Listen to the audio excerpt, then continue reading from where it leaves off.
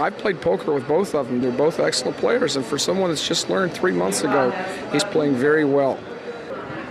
Okay, with that last pot, Ansi has come up to virtually put himself in a tie in the chip position. It's a pretty heads-up match. Tough match right now. It's a great match.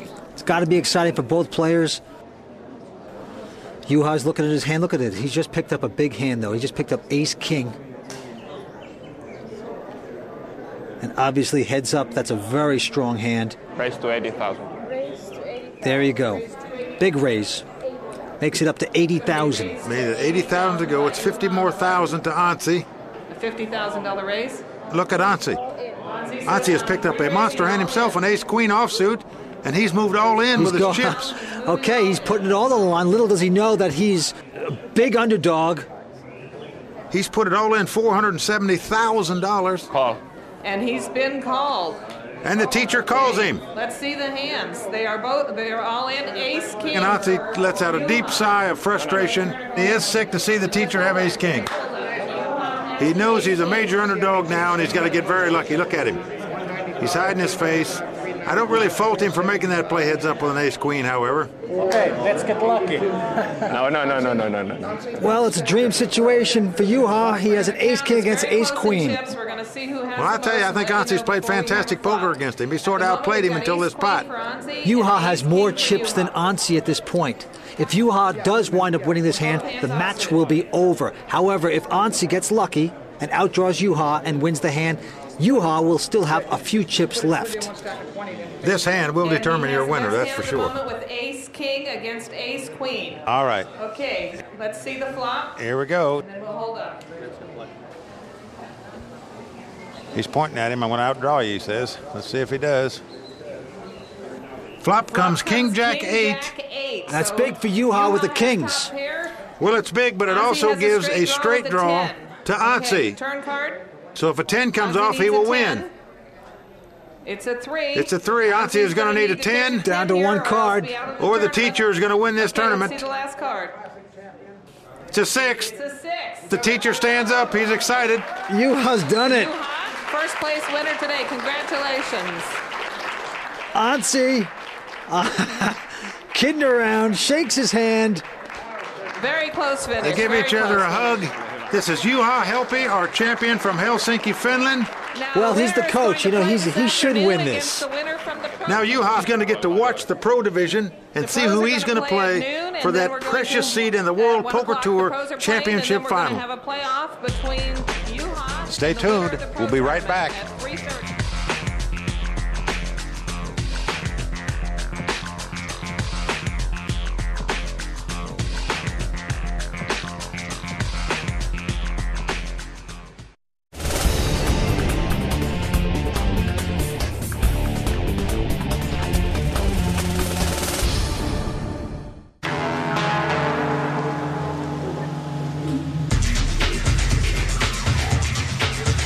The action's about to get underway in the pro division of the Ultimate Poker Classic.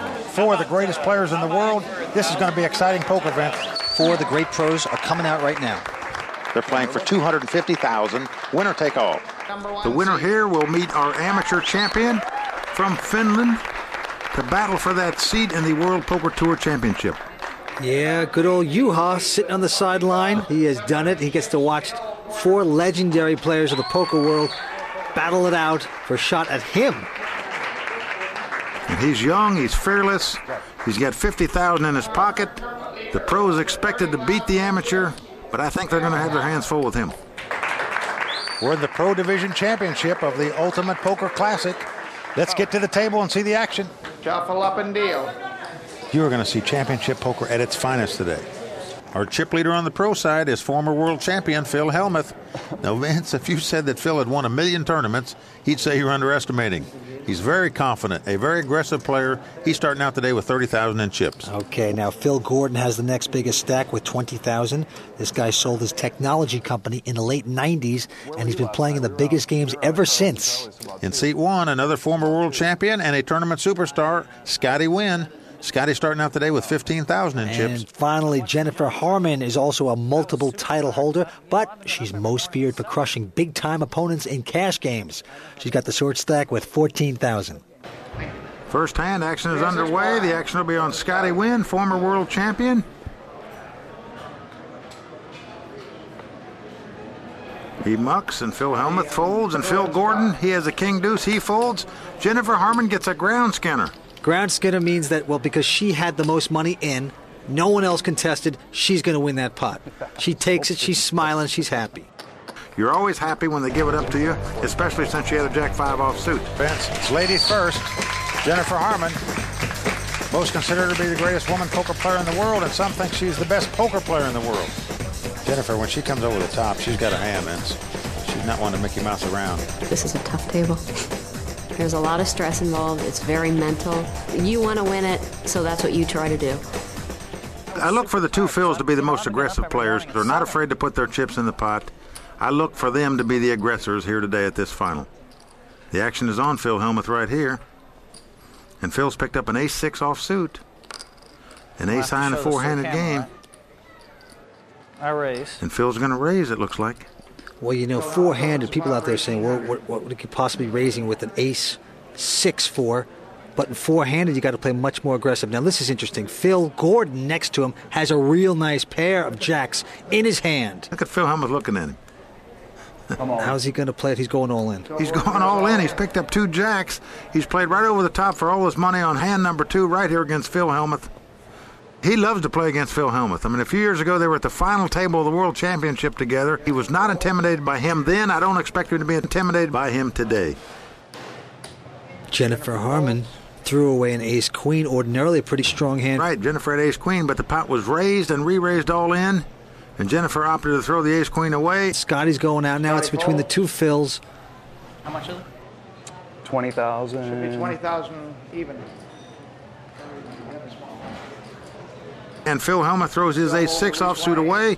Phil Gordon picks up that pot. A real pair of jacks. That's pretty darn good. Phil Gordon wins the pot. Phil does have the nerve to come right over the top of Phil Hellmuth. Many times that puts Phil a little bit on tilt. Phil's a very aggressive player. He likes to raise and pick up lines and antes all the time. This is what Phil Hellmuth's style is. If Phil has one weakness in his game, is that he does get to steaming a little bit when people raise him over the top. There's definitely a zone there. If you make 4 or 5 mistakes, you're going to get eliminated. Sometimes all it takes is one mistake. But if you're doing everything right, it's a beautiful place to be. Huh? I had ace-jack. Now, Phil Hellmuth is a world champion, You had ace-queen? but he's also a great trash talker. Maybe the world champion in trash talk. People either love him or hate him. Controversial figure in the poker world.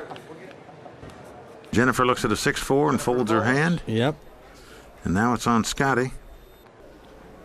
Now, Scotty hasn't gotten involved in a pot yet. You had 2 monsters. And he's going to raise, it looks like, on the button here. He doesn't have much.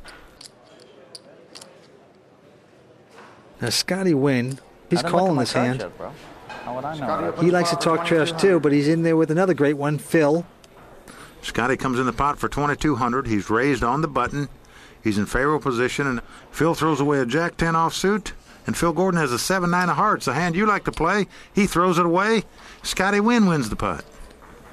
Scotty Wynn doesn't have to show his hand, but, you know, he made a good raise.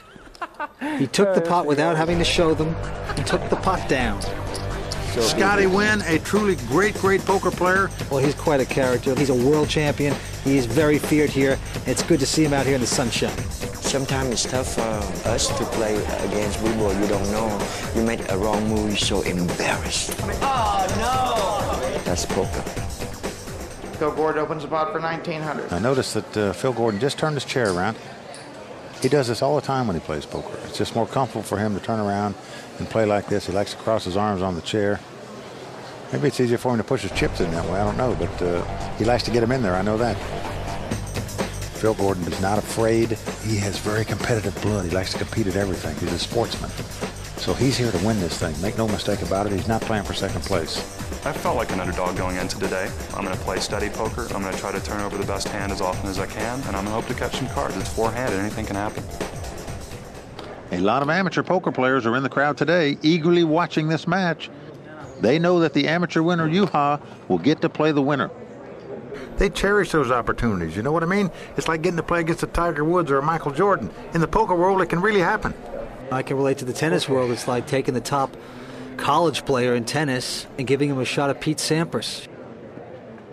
Here comes Jennifer Harmon. Now she's raising in first position with the King 7. King 7 of diamonds. She comes in for 1,700. Total of 1,700. Well, Scotty has a King 6 offsuit and folds, and Phil folds Jack 9.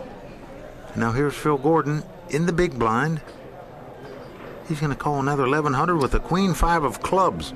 Phil calls. Well, that's a pretty amazing call with a Queen 5 out of position. Not sure I like that call. Flop comes King, Queen, 7. What a flop with for 3 Jennifer. suits. Flop has come King, Queen, 7. King, Queen, 7. Jennifer's flop 2 pair. Phil Gordon flop a second pair, and he leads out and bets 2,100. Phil Gordon bets 2,100. Well, Jennifer's doing her little acting job here, little Jane Fonda. She's going for the Oscar. Yeah, look at her. She's so excited, deep down.